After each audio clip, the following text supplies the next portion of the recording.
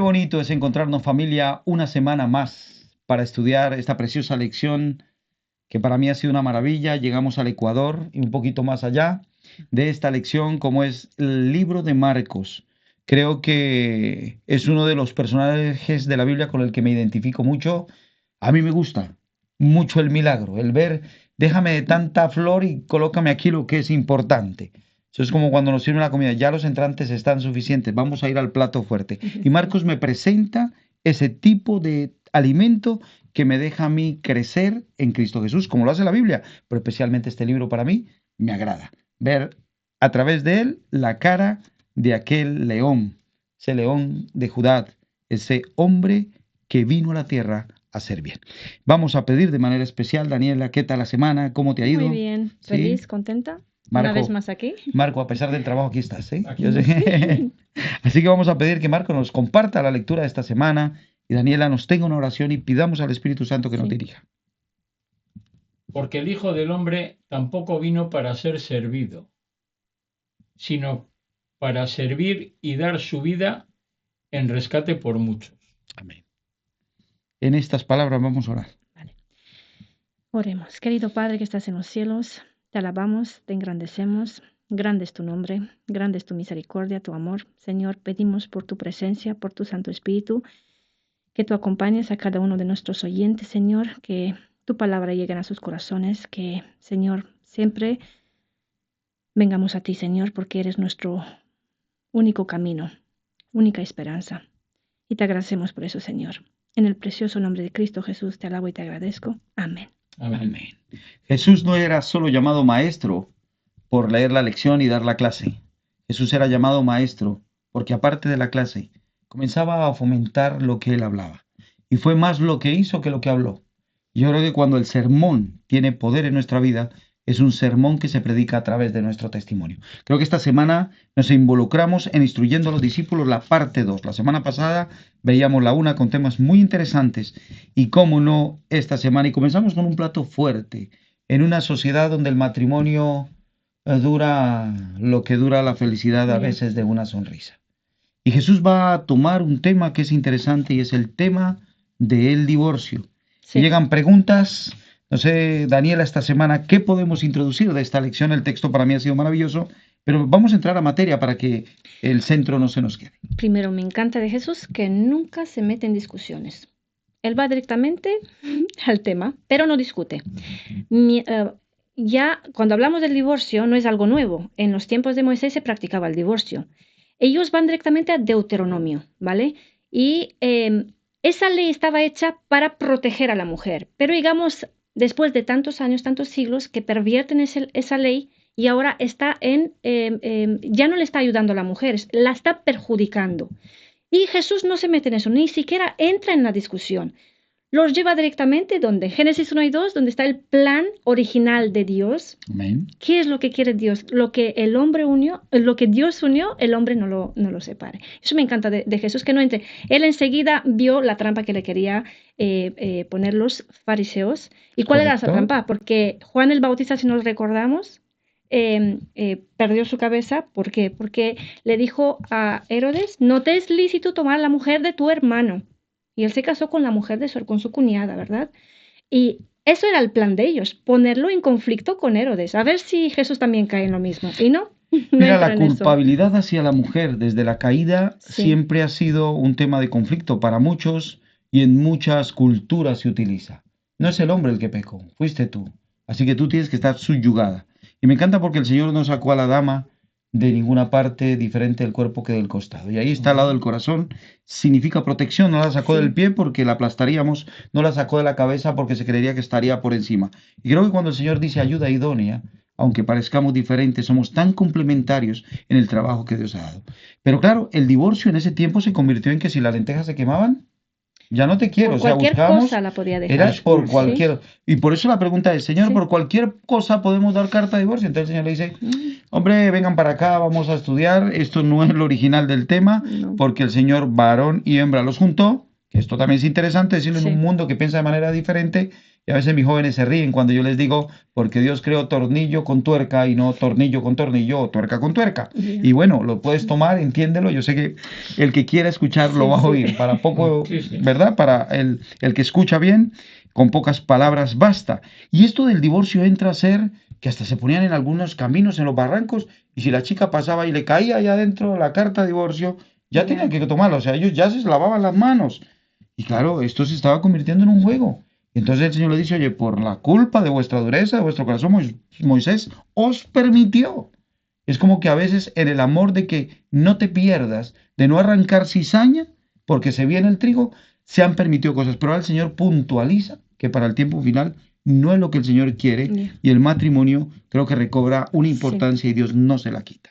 No sé, Marco, Efectivamente. si alrededor de este tema, sé que esto sería la lección hoy, Sí, sería el sí. estudio, cuánta tinta se ha botado, pero hay cosas interesantes que a nivel de la experiencia, del conocimiento, sé que hay gente que yo no te voy a decir mantén toda la vida casado si hay circunstancias de tanto dolor que hoy se puede prodigar, ¿no? Sí, bueno, nosotros vemos que aceptamos el divorcio dentro de nuestra iglesia por un tema de adulterio, ¿no?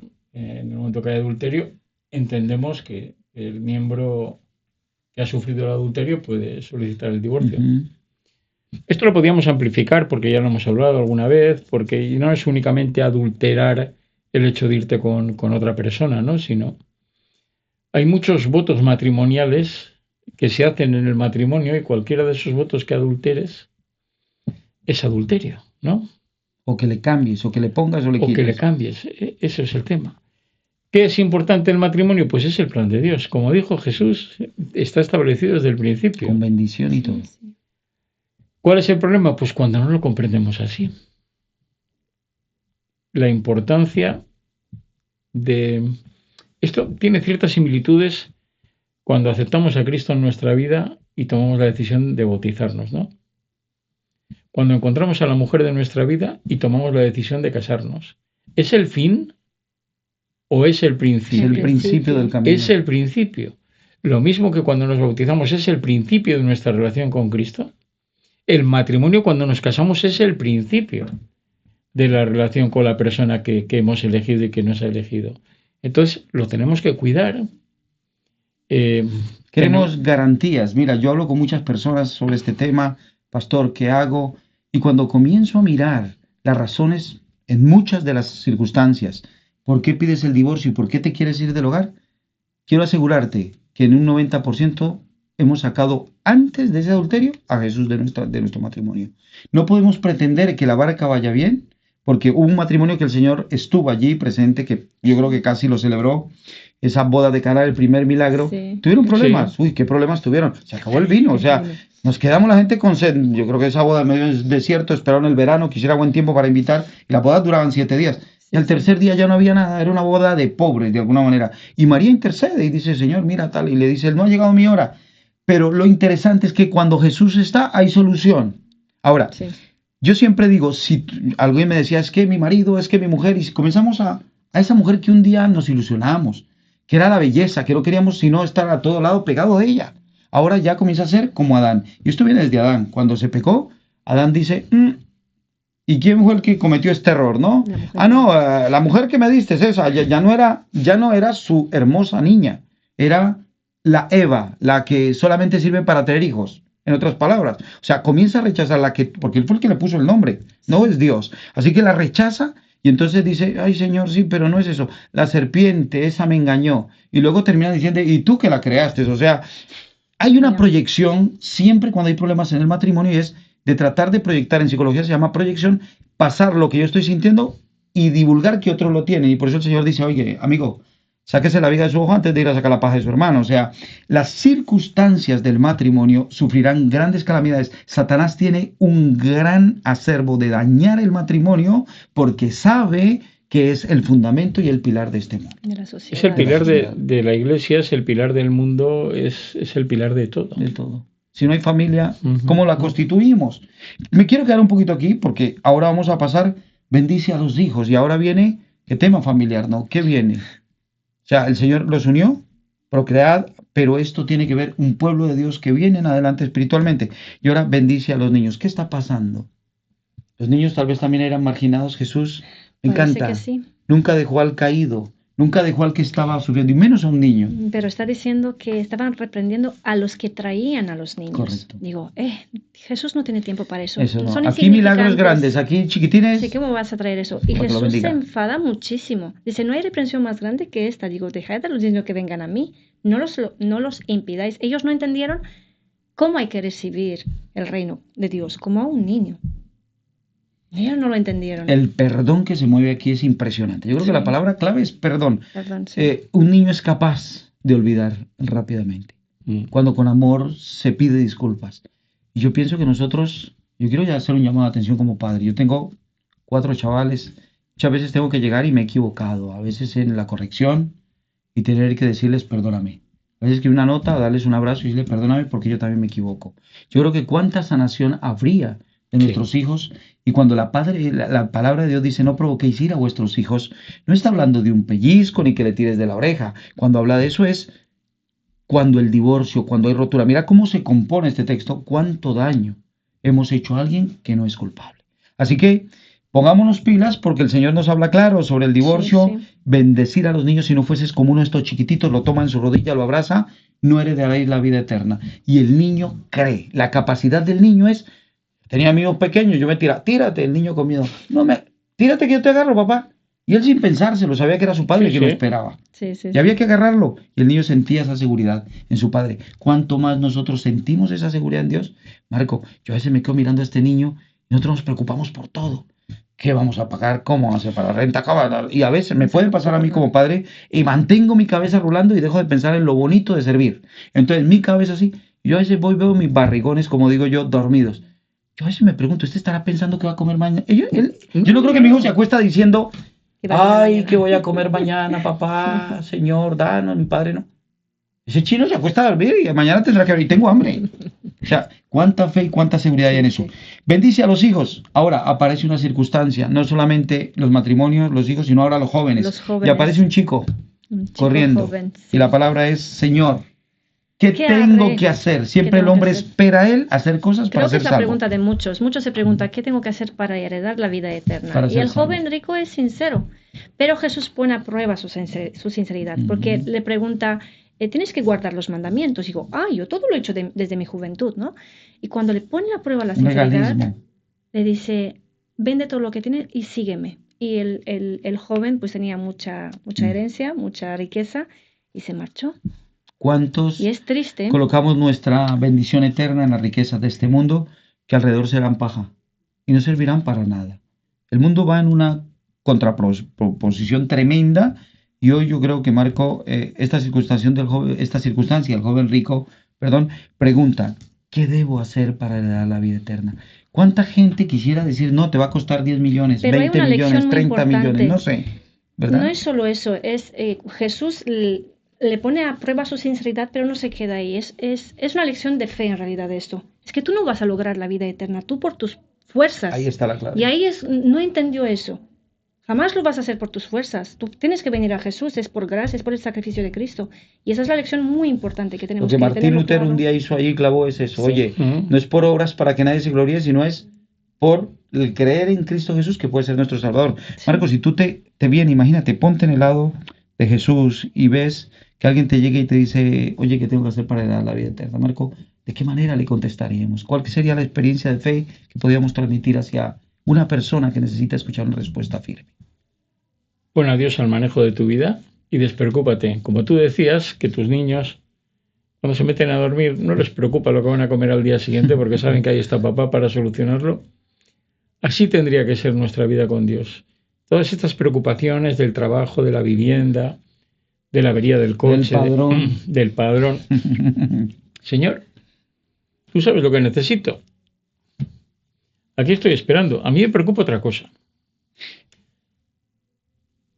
¿Qué me respondería Jesús a mí? Ostras, interesante.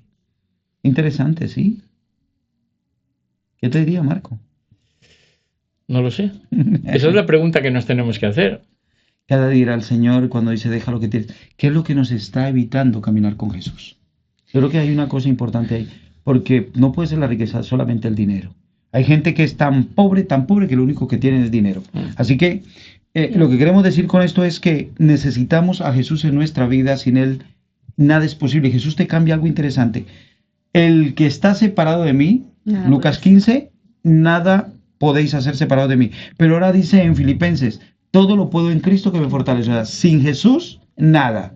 Con Jesús, Todo. todo. Así que quedémonos con esa referencia. Ahora, igual que la semana pasada, vuelve y anuncia su muerte. Otra vez aparece y otra vez la circunstancia, en la lección especialmente del centro, anuncia su muerte y es el texto, porque el Hijo del Hombre tampoco vino para ser servido, sino para servir y dar su vida en rescate de otros. Morir por otro, dejar nuestra vida, dar la vida por los demás. Yo quiero quedarme y tal vez traer a flote de una mujer que yo admiré, que leí su biografía. Pudo ser buena, mala para muchos, pero yo cuando leía la historia de la Madre Teresa de Calcuta, hay una nota que me gusta. Dice, quisiera ser, mira Marco Paradra, un lapicito corto en las manos de Dios para escribir historias de amor en el corazón de los hombres. O sea, Marco, eso somos cuando queremos y nos ponemos al servicio de Dios. Dios no vino a ser servido, sino a entregar su vida, su sangre, su piel, su todo, para que tú y yo pudiésemos gozar de una vida feliz en Cristo Jesús. Y ahora viene y aparece la petición de Santiago y Juan, ¿no? Otra vez que lo habíamos leído. Sí. ¿Qué dices tú acerca de eso, Daniela? Y vamos cerrando en este día. Vale, no solo que hace esa petición, sino el resultado de esa petición es que se enfurecen los discípulos. Todos. Uno cree que era uno, los demás se quedaron callados, pero pusieron como tomates, todos. Reventaban. Pero hay una profunda enseñanza, y eso lo habíamos recalcado la semana anterior. Mientras los gobiernos de este mundo usan el poder en favor de uno mismo, de ellos mismos, el poder de Dios es para ayudar y levantar al prójimo. Por eso, cuando ellos se enfadaron, le están riñendo no solo a los que pidieron, que hicieron esa petición, sino a los discípulos que también se enfadaron. Porque piensa en los dos grupos, ¿no? Y viene en un milagro que cierra la historia de esta semana. Y el milagro es el ciego Bartimeo. Un chico allí, ciego, pero que la tenía clara lo que él quería. Él no quería seguir pidiendo limosna. Él no quería seguir viviendo a la diestra o a la siniestra del hombre. Él quería tener esa interpretación. Cuando ve el murmullo, escucha el murmullo, porque su olfato, su oído se agudiza, el tacto, siente que hay alguien que está pasando que huele diferente. Y hablo de diferente porque tiene el olor y la bendición y el ungimiento del cielo, y es Jesús. Y va pasando por allí, y él comienza a gritar. ¿Y qué hacen los discípulos? O sea, están viendo la lección y ahora cállate que molestas. Lo mismo que los niños. Una vez, o sea, 2 veces. Eso es lo que me gusta de Bartimeo. Y eso lo podemos aplicar a nuestras vidas. Grita, que cuando alguien te quiere parar los pasos a la hora de seguir a Dios por la fe, vas a tener muchos que te van a tratar de parar. Bartimeo no se para. Le paran una vez, le paran 2 veces. Y él aún más fuerte grita, Jesús, ¿cómo dijo? No Jesús, dijo, Hijo de David, Jesús, Hijo de David, ten misericordia de mí. Está reconociendo a Jesús como el Mesías, el Salvador. De ahí vendría el Mesías, así que es interesante esa frase. Sí, tanto era su fe. Me llama la atención sobre la capa. Como era una persona ciega, su seguridad era esa capa. Tanta era su fe, deja la capa, la tira. Su única seguridad, y va porque sabe seguro que Jesús no lo va a rechazar. Tiene tanta fe en él. Digo, y me encanta, dice, respondiendo Jesús le dijo, ¿qué quieres que te haga? Jesús, hoy está a tu puerta. Dice Apocalipsis 3:20, yo estoy a la puerta y llamo. Si alguno oye mi voz, Jesús te va a hacer esta pregunta que le hizo a Bartimeo. ¿Qué quieres que te haga? ¿Qué quieres que haga por tu familia? ¿Qué quieres que haga por tu esposo? Por ese trabajo, por las circunstancias que necesitas que aclararían un poquito más el poder seguir a Cristo de manera decidida. Y el ciego le dijo, Maestro, que recobre la vista. Y la vista es poder ver más allá de lo que muchos no ven. El cristianismo nos enseña a caminar por fe. ¿Cuántas veces nos decidimos y no tenemos y ponemos, Daniela, yo creo que hay experiencia en tu vida, la mía, Marco, cuántas historias, que ahora que tú narras un programa muy bonito que tienes también de las historias, cuántos testimonios de gente que sin tener nada adelante, Dios le dijo, ¿qué quieres que te haga? Y abrió sus ojos. Ver la vista es mirar con los ojos de Cristo Jesús, es tener la ilusión de Jesús, de que todos podamos llegar a ese reino. Y presenta este milagro en medio de un pueblo que, vuelvo y repito, no me cansaré, que viendo, no veían. Mi pregunta es, ¿a cuántos le dijo tu fe te ha sanado? Porque hay muchos casos en cual Jesús sana, Pero ¿cuántas veces dice esa frase? Y en este caso no era solo la física, sino la espiritual. Mira ¿Lo qué interesante, reconoce? claro, el versículo Sí, 52 de este capítulo interesante que estamos leyendo del 10, le dice, y Jesús le dijo, vete, tu fe te ha, no sanado, salvado. Salvado. Sí, O sí, sea, sí. que Bartimeo en su fe no Sí. solamente recibe la salud física, sanado, sí. sino salvado. Salvado. Veremos a Bartimeo. Yo quiero que me cuente esa historia, Bartimeo. Y te invito para que juntos estemos en aquel precioso día que el Señor prometió volver y que dice, yo estaré con vosotros, me voy a preparar morada, pero vendré. Y ese día que el Señor venga, espero verte a ti. Esperamos ver, Daniela, como no, Marco, a Diego, a todos los que están tras de cámaras, haciendo que este programa sea una realidad, dándole gloria al nombre, diciendo, bendito el que viene en el nombre del Señor. Así que abre tu corazón al Señor, permítele entrar, que el Señor te preguntará qué quieres que haga por ti. El Señor les bendiga, nos veremos la próxima semana con una lección de vida para vida. Amén.